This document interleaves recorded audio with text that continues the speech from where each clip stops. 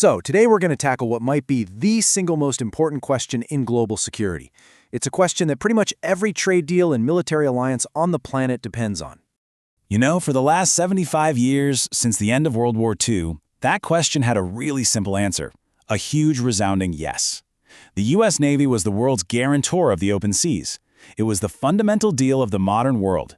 You trade freely, and America keeps the shipping lanes safe for everybody. And look, this isn't some abstract idea we're talking about here. We're talking about a mind-boggling $14 trillion worth of goods that cross the oceans every single year. Every last container ship, every oil tanker, all of it, sails on the simple assumption that those sea lanes are going to stay open and safe, all backed by the United States.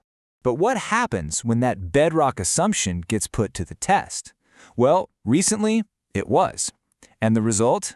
It was a complete, catastrophic failure that sent shockwaves through every Allied capital on Earth. So how did this all go down? The story of this promise being broken really comes down to a 6-week gap, a period where the world's most vital energy choke point, the Strait of Hormuz, was slammed shut, and the world's most powerful navy did absolutely nothing to open it. Okay, let's just walk through the timeline, because the dates, they really tell you everything you need to know. It all kicks off February 28th, when the U.S. launches a massive air campaign against Iran. Just one day later, Iran responds by declaring the Strait of Hormuz closed. By March 5th, insurance companies cancel all war risk policies, and just like that, tanker traffic grinds to a halt.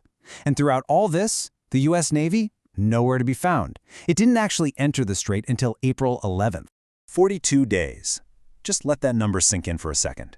For 6 weeks, the most powerful navy in history waited to enter a strait that's only 21 miles wide. And this was against an adversary whose regular navy had been pretty much wiped out in the first 3 days of the conflict. So the multi-trillion-dollar question is, why?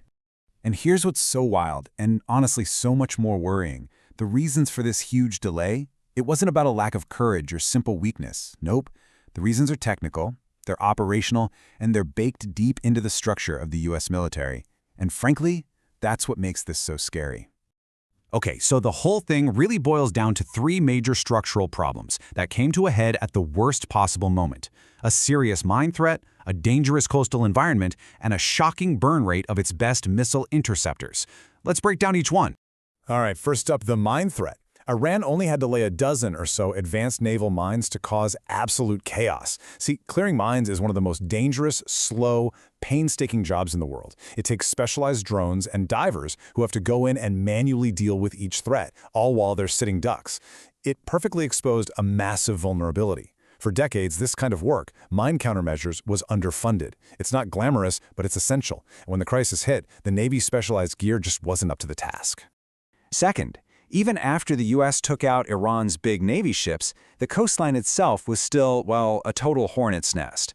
You still had shore-based anti-ship missiles ready to go. You had over 1,700 documented cases of GPS jamming, making navigation a nightmare, and it's estimated that 80 to 90% of Iran's fleet of small, fast attack boats survived the initial strikes, just hiding out ready to swarm. You just couldn't safely send commercial ships through that. And number 3, folks, this is the one that should send a chill down the spine of every U.S. ally. In just 4 days, 96 hours, defending targets in the Gulf, the U.S.'s top-tier anti-ballistic missile system, THAAD, burned through 30% of its entire stockpile of interceptors. And how long does it take to build new ones? 3 to 8 years. You can't fight a long war like that. It's just not sustainable. So you've got all these deep-seated military problems, right? But what poured gasoline on the fire? What turned this from a military failure into a global political crisis was the messaging coming out of Washington. So you have allies like Japan and South Korea, completely dependent on that oil, facing crippling fuel shortages. And the message they get from President Trump? A direct quote: they should fend for themselves. He told them to pay up for their own protection and even joked about taking over the strait and renaming it. Think about that message for a second. It's completely contradictory. We can't keep the strait open for you, and we're not going to do it for free, but by the way, we still own it. That's not what a reliable partner does. As the analysis points out, that sounds a lot less like a security alliance and a lot more like a protection racket. And you better believe every single U.S. ally heard that message loud and clear. This whole mess in the Strait of Hormuz, it wasn't just some tactical screw-up. It was an earthquake that shook the very foundations of the global security system America built after World War II. Look, since 1945, the deal has been pretty simple. The U.S. basically made 3 big promises to the world. 1, a nuclear umbrella. 2, freedom of navigation on the open seas. And 3, the ability to project power anywhere it's needed. Suddenly, after Hormuz, there's this giant blinking question mark right next to number 2. So what does that actually mean for everyone else? Well, if you're in Tokyo, it means you're fast-tracking spending on your own navy.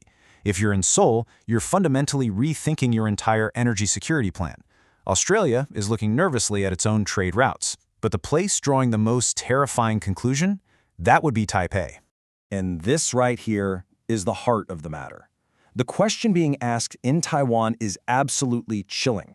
If it took the U.S. Navy 6 long weeks to deal with a weakened Iran in a tiny strait, how long would it take them to break a full-on naval blockade by China? I mean, just think about the implications of that.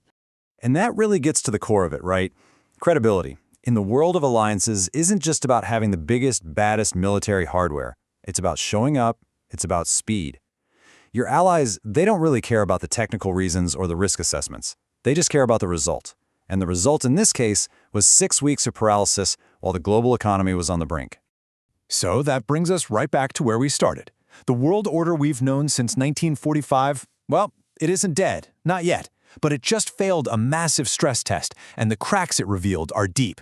It leaves us all with this huge unanswered question for the future.